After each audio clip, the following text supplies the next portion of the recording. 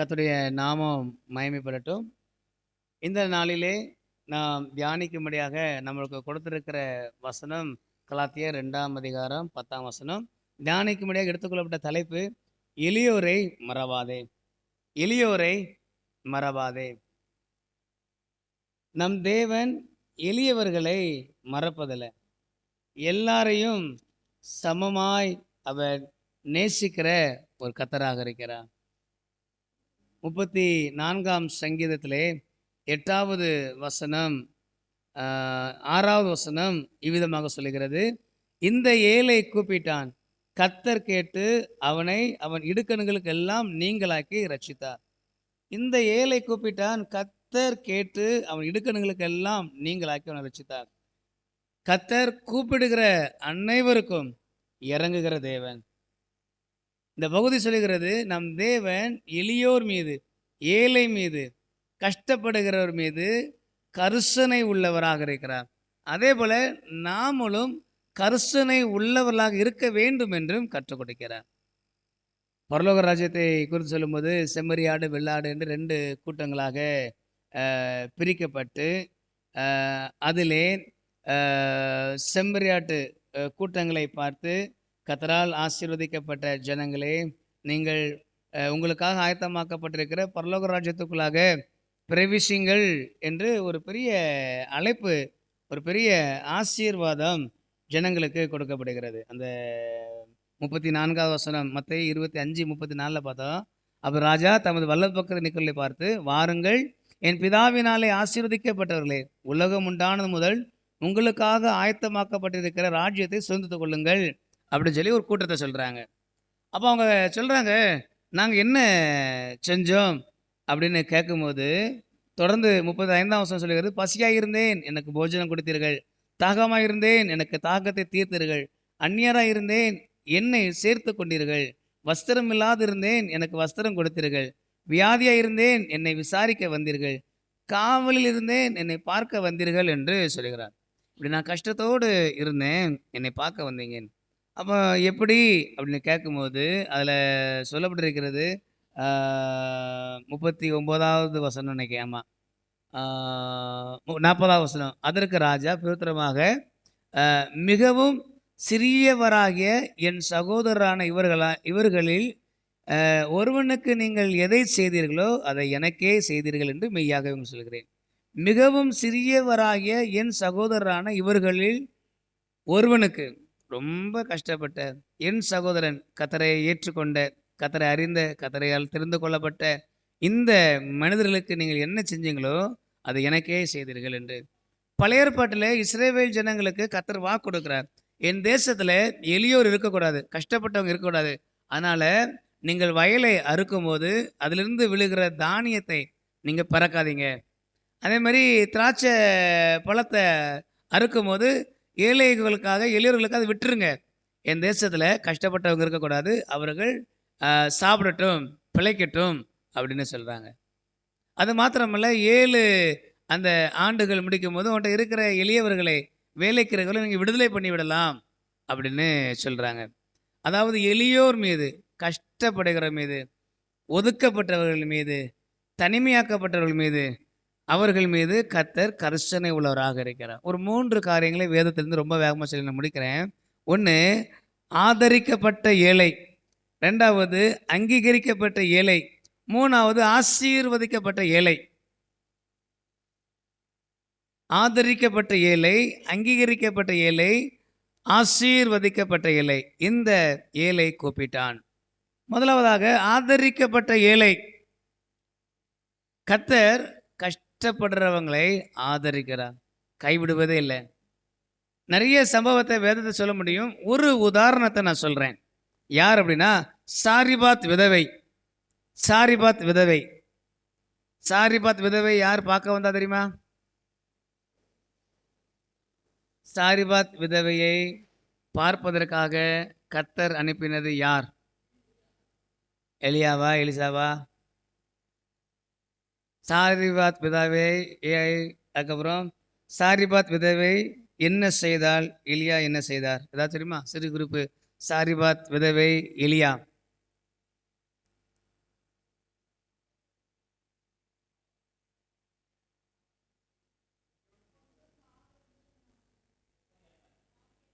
அதானே வேறையா? அதானே சரி. 1 ராஜாக்கள் 17:2ல சொல்லப்பட்டிருக்கு 17:12. 1 ராஜாக்கள் 17:12. எலிசா சாரிபாத் விதவை. ஒரு பெரிய பஞ்சம். பயங்கரமான ஒரு பஞ்சம். அப்போ இந்த பெண் உடைய நிலை என்ன அப்படின்னா, அ கைட்ட இருக்கிற அந்த உணவ சமைச்சு சாப்பிட்டுட்டு அதோட ஜீவன் முடிஞ்சுச்சு. மரணம் தான். அந்த தருவாயில இருக்கும்போது கர்த்தர் எலியாவை அனுப்புகிறார். "நீ அந்த வீட்டுக்கு போ" அப்படின்னு. அதில தான் அந்த 12ஆம் வசனத்திலிருந்து சொல்லப்பட்டிருக்கும். அதற்கு அவள் பானையிலே ஒரு பிடி மாவு, களத்திலே கொஞ்சம் எண்ணெயுமே அல்லாமல் வேற ஒண்ணுமே இல்ல. அதில பின்பு இதோ நானும் என் குமாரனும் சாப்பிட்டுட்டு செத்து போக, அது எனக்கும் அவனுக்கும் ஆயத்தப்படுத்துகிறதற்கு 2 விறகு பொறுக்குகிறேன் என்றார். அப்ப 13ஆம் வசனம் எலியா சொல்றாரு, எலியா அவளை பார்த்து பயப்படாதே, நீ போய் உன் வார்த்தையின்படி ஆயத்தப்படுத்து அப்படின்னு சொல்லிட்டு, ஆனாலும் முதலில் அதிலே எனக்கு ஒரு சிறிய அடையை பண்ணி என்னிடத்திலே கொண்டு வா, பின்பு உனக்கும் உன் குமாரனுக்கும் பண்ணலாம். 14ஆம் வசனம், கர்த்தர் தேசத்தின் மேல் மழையை கட்டளையிடும் நாள் மட்டும் பானையின் மாவு செலவழிந்து போவதும் இல்லை, கலசத்தில் எண்ணெய் குறைந்து போவதும் இல்லை. அது ஒரு பெரிய ஆசீர்வாதம். தேசத்துல மழை பெய்கிற வர பானையில மாவு செலவழிந்து போகாது, எண்ணெய் குறைவுபடவே படாது. அந்த அம்மாவுடைய எண்ணம் முடிஞ்சிச்சு வாழ்க்கை, இதோட நம்ம இறந்தோம் அவ்வளோதான். கொஞ்சம் மாவு தான் இருக்குன்னு நினச்சாங்க. ஆனாலும் கர்த்தர் ஆதரிக்கிறவர், யாரையும் கைவிடவே மாட்டாங்க. யாரையும் கைவிடவே மாட்டாங்க. ஆதரிக்கிற தேவன் நம்மை அவர் ஆதரிக்கிறார். அதனால நம்மளை பார்த்து சொல்லும்போது சொல்றாரு, ஆகாயத்து பறவைகளை கவனித்து பாருங்க, அது விதைக்கிறதும் இல்லை அறுக்கிறதும் இல்லை, ஆனால் நம்ம அவர்களை காட்டிலும் விசேஷித்தவர்கள். நம்ம செய்ய வேண்டியது முதலாவது தேவனுடைய ராஜ்யத்தை தேடுங்கள், அப்படி இவைகளெல்லாம் உங்களுக்கு கூட கொடுக்கப்படும். நீங்க எதையும் குறித்து கவலைப்படாதீங்க, தேவ ராஜ்யத்தை தேடுங்க, உங்களுக்கு எல்லாம் கூட கொடுக்கப்படும். ஆதரிக்கப்பட்ட இலை, நம்மை கர்த்தர் ஆதரிக்கிறார். இரண்டாவது, அங்கீகரிக்கப்பட்ட இலை. அங்கீகரிக்கப்பட்ட இலை, கர்த்தர் ஏழைகளை அங்கீகரிக்கிறார். 2 உதாரணத்தை சொல்றேன். ஒன்று, மார்க்கு 12ஆம் அதிகாரம். மார்க்கு 12ஆம் அதிகாரத்தில் ஒரு சம்பவம் சொல்லப்பட்டிருக்கிறது. 43வது வசனத்தை வாசிங்க.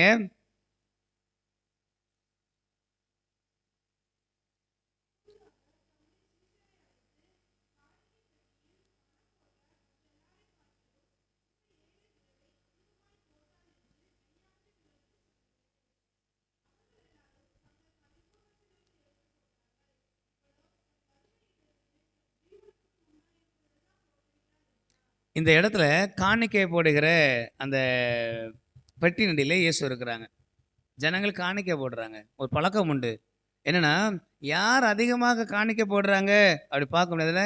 2 காசுன்னு எண்ணுறாங்களே, எல்லாம் கூட்டமாக இருந்து எண்ணிட்டு இருப்பாங்க. பணக்காரங்க 1 2 3 போட்டே இருப்பாங்க. மூட முடியா வந்து போடுவாங்க காணிக்கை. கை தட்டுவாங்க. யார் அதிகமாக போடுறாங்க, அவங்க அதிகமாக போட்டுருக்காங்க, இவங்க அதிகமாக போட்டு கை தட்டுவாங்க. அந்த நேரத்தில் நிறைய பேர் அதிகமாக காணிக்கை செலுத்தி கொண்டிருக்கும் போது, ஒரு ஏழை விதவை பெண் வந்து 1 காசுக்கு சரியா 2 துட்டை காணிக்கை, அந்த 3 வருஷம் சொல்லப்பட்டிருக்கும், ஏழையான ஒரு விதவை வந்து 1 துட்டுக்கு சரியாய் 2 காசை 2 காசு போடுறாங்க. இயேசு அதை பார்க்குறாங்க. இந்த 2 காசை போட்ட அந்த பெண்ணை பார்த்தான், ஏழை பெண்ணை பார்த்து தான் சொல்கிறார், இவருடைய காணிக்கை அவர் அங்கீகரிக்கிறார், இவருடைய காணிக்கையை அவர் ஏற்றுக்கொள்ள சொல்லப்பட்டிருக்கிறது. அந்த தொடர்ந்து வசனத்தை வாசிக்கிறேன். அதிகமாய் போட்ட எல்லாரை காட்டிலும் இவள் தான் அதிகமாய் போட்டாள் என்று சொல்கிறார். ஒரு பெரிய சாட்சியை பெற்றுக்கொண்டார். அதனால தேவ பார்வையில எவ்வளோ அதிகம் பணம் போட்டு கொடுக்கிறோம் என்பதை பார்ப்பதல்ல, எப்படி கொடுக்கிறோம் என்பதை பார்க்கிறார். யார் எந்த சூழ்நிலையில கொடுக்குறாங்கன்னு பார்க்குறாங்க. அதனால் அவங்க காணிக்கை கொடுத்தா தான் அங்கீகரிப்பாங்க, இப்படி காணிக்கை போட்டால் தான் அங்கீகரிப்பாங்க, இப்படி வந்து காணிக்கை போட்டால் தான் அங்கீகரிப்பான்னு இல்லை. கர்த்தர் எல்லாருடைய காணிக்கையை அங்கீகரிக்கிறார். சிறியதோ அதிகமானதோ குறைவானதோ நம்மை பார்க்கிறார், நம்முடைய இருதயத்தை பார்க்கிறார். அங்கீகரிக்கப்பட்ட இலை. அதே மாதிரி வாசித்த சுவிசேஷத்தில் பணக்கார வீட்டு வாசலில் லாசரு என்கிற மனிதன் கிடக்கிறான். ஏதாவது சாப்பாடு கிடைக்காதாவது என்று ஏங்கி கொண்டு இருக்கிறான். அந்த பணக்கார மனிதனால் லாசரு அங்கீகரிக்கப்படலை, ஒரு உணவு கொடுத்ததாக சொல்லப்படலை. ஏதாவது விழும், அதனால் நிரப்பிக்கொள்ளலாம் என்று ஆசைப்படுகிறான். வயிறும் நிரம்பல. நாய்கள் வந்து அவன் பருக்களை நக்கிட்டுன்னு சொல்லப்பட்டிருக்கிறது. 2 பேருக்கும் மரணம் ஒன்று தான். அதையும் இல்லை சுட்டி காட்டுறார். பணக்காரனுக்கு வித்தியாசமான மரணமும், ஏழைகளுக்கு வித்தியாசமான மரணமும் கிடையாது. 2 பேருக்கும் ஒரே மாதிரியான மரணம். ஆனால் செல்லுகிற இடம் வெவ்வேறான இடம். அது ரொம்ப முக்கியம். இங்கே அந்த லூக்கா அந்த வாசித்த அந்த சுவிசேஷம் சொல்லும்போது, லாசரு இந்த உலகத்தில் கஷ்டப்படுகிறான். ஏழையான மனிதன் ஆபிரகாமினுடைய மடியை பெற்றுக்கொள்கிறான். இந்த உலகத்தில் கோடியிலே புரண்டு கொண்டிருந்த இந்த பணக்காரன் நரகத்திலே தள்ளப்படுகிறான்.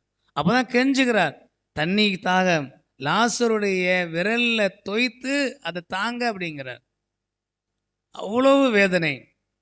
நீ இந்த உலகத்தில் இருக்கும்போது நல்லா இருந்துட்ட, ஆனால் இந்த உலகத்தில் லாசரு ரொம்ப கஷ்டப்பட்டான், இப்போ அவன் தேற்றப்படுகிறான் அப்படிங்கிறார். அதனால் இந்த உலகத்திலே யார் அங்கீகரிக்கப்படுவார், யார் பட மாட்டாங்கன்னு யாருக்குமே தெரியாது.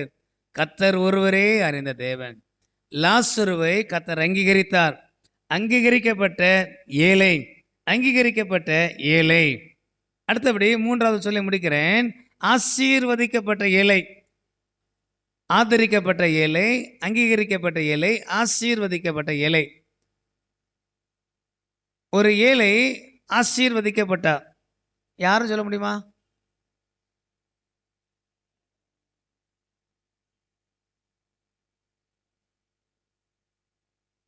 அப்படி ஏழை யாராச்சும் நிறைய பேர் இருக்காங்க. என்ன யாரை நீங்கள் நினைக்கிங்கன்னு தெரில. ஆ இல்லை, அதாவது ஆசீர்வாதம்னா செழிப்படைந்தா, சாப்பாடுக்கே வழி இல்லாமல் இருந்தாங்க. நல்ல நல்ல ஒரு ராஜ வாழ்க்கையை பெற்றுக்கொண்டா. எஸ்தர் அது சொல்லலாம். இன்னொன்று சாப்பாடுக்கு ரூத்து, ரூத்துடைய வாழ்க்கை, அதாவது ரூத் 3ஆம் அதிகாரம் 12வது வசந்த வாசிங்க சொல்லி முடிக்கிறேன். ரூத் 3ஆம் அதிகாரம் 12வது அதான் 2:12. சாரி மன்னிச்சுக்கோங்க. 2:12.